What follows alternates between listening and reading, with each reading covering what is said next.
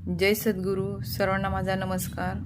आज मी तुमच्यासोबत शेअर करत आहे संक्रांतीची सजावट. सर्वात आधी विटेवर उभ्या असलेल्या पांडुरंग विठ्ठल आणि माता रुक्मिणी यांची मनमोहक मूर्ती ठेवलेली आहे.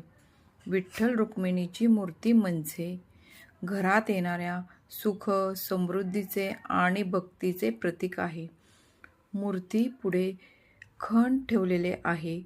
त्या खणांमध्ये हरभरा, शेंगा, वटाणा, गाजर ही ठेवलेले आहे.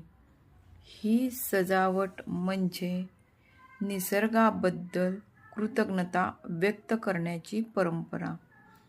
पुढे एक सुंदर अशी साडी ठेवलेली आहे आणि त्या साडीवर सुवासिनींसाठी लागणारे संपूर्ण सौभाग्य अलंकार मांडलेले आहेत.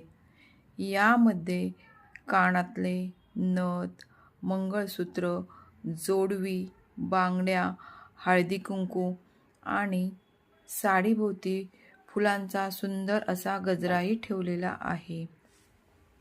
ही सजावट म्हणजे सौभाग्य, समृद्धी आणि मंगल चिन्हांचं प्रतीक आहे.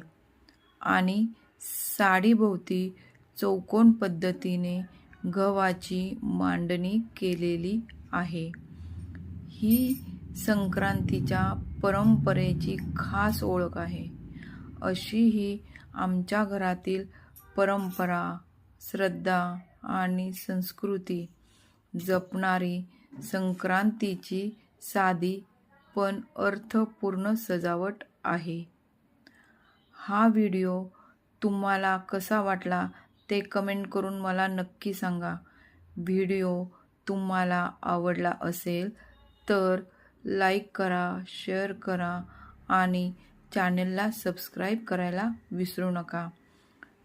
तिळगुळ घ्या, गोड गोड बोला आणि सर्वांना संक्रांतीच्या खूप खूप